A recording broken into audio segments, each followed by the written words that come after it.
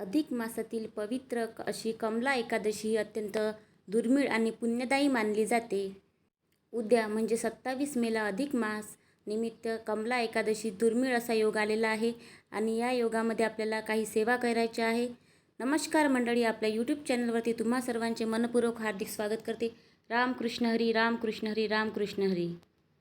नुकताच अधिकचा महिना सुरू झालेला आहे आणि अधिक मासामध्ये केलेले कोणतेही चांगले कर्म, चांगले याचे फळ, याचे केलेल्या कार्याचे फळ हे 100 पटीने मिळत असते. अधिक मासातील पवित्र अशी कमला एकादशी अत्यंत दुर्मिळ आणि पुण्यदायी मानली जाते. या दिवशी रात्री 12 वाजता आपल्याला काही सेवा करायची आहे, त्याचे फळ हे 100 पटीने मिळते. आजच्या व्हिडिओमध्ये आपण जाणून घेणार आहोत की रात्री 12 वाजता कोणत्या सेवा करायची आहे, कोणता दिवा लावायचा आहे, काय अर्पण करायचे आहे आणि सेवेचे चमत्कारी फायदे कोणते आहे. अधिक मासातील कमला एकादशी ही माता लक्ष्मी आणि भगवान विष्णूंना समर्पित आहे. या दिवशी केलेले नामस्मरण अनेक जन्मांचे पाप नष्ट करते. विशेषतः मध्यरात्रीचा काळ हा अत्यंत शक्तिशाली मानला जातो, कारण यावेळेस वातावरण शांत असते आणि मन पूर्णपणे भक्तीत रमते. तर आपल्याला ही सेवा कशी करायची, तर देवघरात हातपाय धुवून स्वच्छ अशा आसनावर बसायचे आहे आणि डोक्यावर ओढणी किंवा साडी घातली, साडीचा पदर घ्यायचा आहे आणि आपल्याला कारण पूजा करताना डोके हे उघडे ठेवायचे नाही आहे. आपल्याला डोक्यावर काहीतरी घ्यायचे आहे आणि देवाजवळ शुद्ध अशा गाईच्या तुपाचा दिवा लावायचा आहे. आणि जर तुम्हाला वेगळी पूजा मांडायची असेल तर तुम्ही वेगळी पूजा मांडू शकता, नाहीतर आपल्या देवघरातील बाळकृष्ण किंवा रामाची मूर्ती असेल किंवा व्यंकटेशाची मूर्ती असेल, विष्णूंचा फोटो असेल, ते ठेवायचे आहे आणि त्यांच्यासमोर आपल्याला दिवा लावून आपल्याला तिथं आसनावर बसून ओम नमो भगवते वासुदेवाय, ओम नमो भगवते वासुदेवाय या मंत्राचा 108 वेळा जप करायचा आहे. त्यानंतर आपल्याला श्रद्धेने विष्णू सहस्रनामाचे पठण सुरू करायचे आहे. ते आपल्याला 12 वेळा म्हणायचे आहे. जर आपल्याला 12 वेळा म्हणणे जमत नसेल तर आपल्याला पठण करणे शक्य नसेल तर आपण कमीत कमी 11 नावे तरी घ्यायची आहे आपल्याला. आणि ही सेवा आपल्याला ठीक 12 वाजताच सुरू करायची आहे. आणि त्यानंतर आपल्याला व्यंकटेश स्तोत्राचे पठण करायचे आहे. तर व्यंकटेश स्तोत्राचे वाचन करताना आपल्याला 1 वेळा प्राकृत वाचून आपण 20 वेळा संस्कृतमध्ये वाचन करू शकतो किंवा आपल्याला जसे जमत असेल तसे आपण वाचन करू शकतो. कारण आपल्याकडे लहान मूल असेल किंवा आपल्याला दिवसभर वेळ नसेल मिळत तर आपण 3 दिवसाची व्यंकटेश स्तोत्राची पूजा करू शकत नसेल तर आपण ही एकादशीच्या दिवशी जर केली तर त्याचा प्रभावी असा परिणाम आपल्या याच्यावर घडू शकतो. म्हणून आपल्याला ही एका दिवसाची सेवा करायची आहे. आणि व्यंकटेश स्तोत्राचे 21 वेळा पठण केल्याने एक मंडल तयार होते, म्हणून आपल्याला ते 21 वेळा पठण करायचे आहे. आणि ह्या स्तोत्राच्या वाचनामुळे आपल्या घरातील नकारात्मक ऊर्जा दूर करून मानसिक शांती मिळते आणि आपल्याला आरोग्याच्या संबंधित कोणत्या समस्या असेल किंवा आपल्या आर्थिक अडचणी असेल त्या पण या स्तोत्राच्या पठणामुळे दूर होते. हे व्यंकटेश स्तोत्राची सेवा ही खूप प्रभावी अशी सेवा आहे.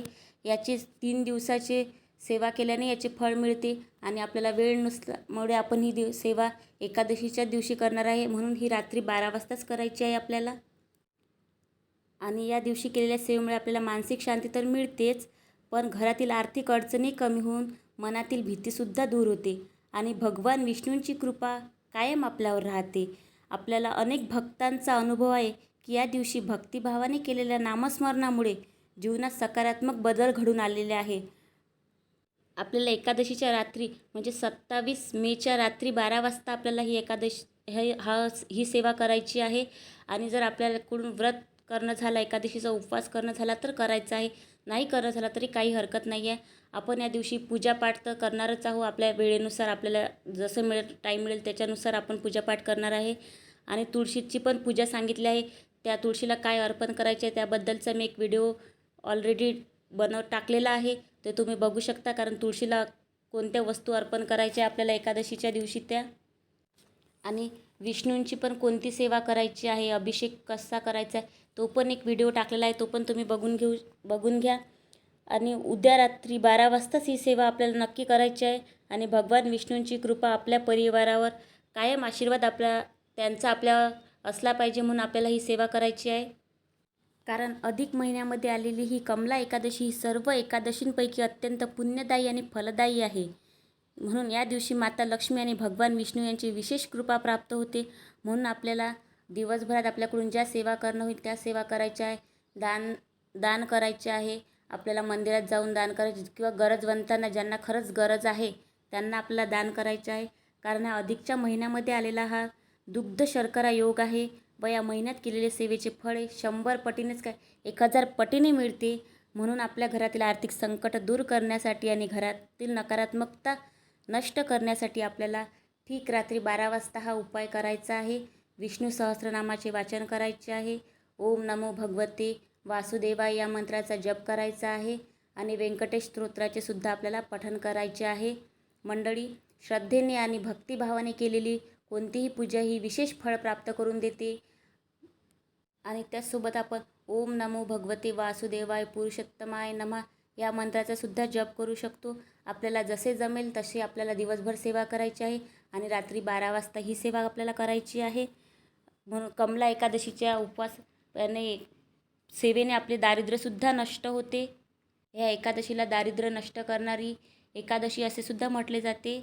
तर व्हिडिओ मी इथेच थांबवते. भेटूया पुढच्या व्हिडिओमध्ये. व्हिडिओ आवडला असेल तर व्हिडिओला लाईक करा, शेअर करा आणि चॅनलला सबस्क्राईब करा आणि व्हिडिओ तुमच्या मित्रमैत्रिणी नातेवाईकांसोबत शेअर करा.